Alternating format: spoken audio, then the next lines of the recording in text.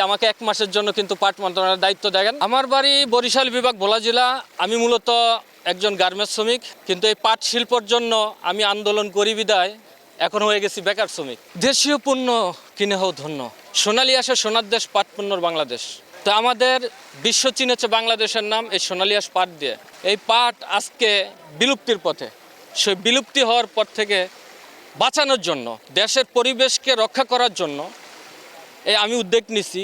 পাটের জট পরা যায় না সেটা আমিও জানি, আপনারাও জানেন, কিন্তু পাটের যে এরকম পণ্য ব্যবহার করা সম্ভব সেটা তো অস্বীকার করার মতো কিছু না।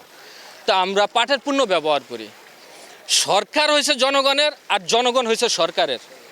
সরকার যদি আমাদের পাটের উপরে ভালোভাবে নজর দেয় তা আমি মনে করি এই কাপড় না আরও ভালো কিছু ওয়াশ করে আরও তৈরি করা সম্ভব। দেখেন, আমাদের প্রজন্ম সোনালী আঁশের নাম জানি, আমাদের পরবর্তী প্রজন্মে যারা আসবে তারা মনে হয় না সোনালী আঁশের নামটা ঠিকমতো জানবে। তো আমি সরকার, প্রশাসন, জনগণকে আমি দৃষ্টি আকর্ষণ করছি, আসুন আমরা পলিথিন বর্জন করি, পাটের পণ্য ব্যবহার করি। এই পাট আমাদের প্রধান অর্থকারী ফসল। দেখেন, আদম জুট মিলের মতো ফ্যাক্টরি বন্ধ হয়ে রয়েছে। কারণ কি? বিজিএমসির 25টা জুট মিল রয়েছে। 25টা জুট মিলের ভিতরে সকল শ্রমিকগুলা কিন্তু ছাঁটাই হয়েছে, কিন্তু ওই সমস্ত কোম্পানির যারা অফিসার লেভেলের রয়েছে তাদেরকে তো ছাঁটাইয়ের আমি কোনো নামগন্ধ শুনি না। 2 যুগ হয়েছে প্লাস্টিকের পলিথিন অবৈধ ঘোষণা করছে। অবৈধ ঘোষণা করার পরও কিন্তু সেই পলিথিন ওপেন মানুষে ব্যবহার করে। কেন?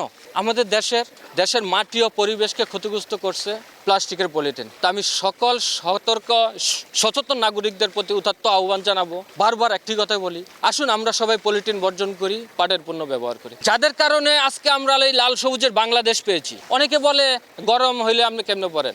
আর ভাই, এটা তো আমি 2020 সাল থেকে পড়ি।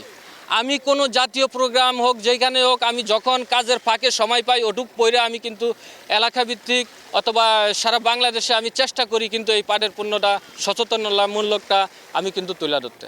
আমি মূলত গার্মেন্টস শ্রমিক ছিলাম, তো এই পাট শিল্প নিয়ে আমি কথা বলি দেখা, আমি প্রতিবাদমূলক কথা বলি দেখা তারা বিভিন্ন এর ভিতরে প্রথম আলো একটা নিউজ করছে। প্রথম আলো নিউজটা আমার অফিসে নিয়ে ডাইরেক্ট দেখা, কয়ে কি তুমি একটা ওয়ার্কার, প্রথম আলোর প্রধান শিরোনামে তুমি থাকো কেন? আমি 2020 সাল থেকে এখন চলে 6 বছর আমার রানিং চলতেছে। দেখেন, সরকারের কাছে কয়েকদিন আগে আমি একটা কথা বলছি, আমাকে 1 মাসের জন্য কিন্তু পাট মন্ত্রণালয়ের দায়িত্ব দেন, কিন্তু আমি চ্যালেঞ্জ করছি কিন্তু 1 মাসের ভিতরে কিন্তু যে সমস্ত বন্ধ জুট মিল রয়েছে ওই সমস্ত বন্ধ জুট মিলগুলা কিন্তু চালু করব। কিন্তু আমাদের পরিচালনা ঘাটতি। আমাদের ওই যে আমি কিছুক্ষণ আগে বললাম, কিন্তু কারণ বাজারের মতো 2-1টা জায়গায় এসে প্লাস্টিকের পলিথিন অবৈধ ঘোষণা করে 2-1টা দোকান থেকে কিন্তু অভিযান চালিয়ে বন্ধ করা যাবে না। বন্ধ করতে হবে মেইন ফ্যাক্টরির থেকে, ফ্যাক্টরিগুলো বন্ধ করতে হবে, তখন কিন্তু আমাদের দেশটা পরিবেশ বান্ধব হবে। দেখেন, পাট শিল্পটা আমাদের পরিবেশ বান্ধব। আগের মতো ভাই পাট শিল্প কৃষক করে না। আমাদের কৃষক হয়েছে উন্নয়নের চাকা, সে কৃষকরা কিন্তু অবহেলিত, বঞ্চিত। আজকে বাণিজ্য মেলা, আমি আজকে গতবারও ছিলাম, আগস্ট ছিলাম, বাণিজ্য মেলা আসি এই মেসেজটি দিতে, যত এখানে পাটের পণ্য অনেক কিন্তু দেশীয় আন্তর্জাতিকভাবে কিন্তু অনেক ক্রেতারা আসবে। তো তাদেরকে আমি ওই জিনিসটা একটু দেখলাম, এই যে আপনাদের মাধ্যমে সকলকে কিন্তু আমি জানাইলাম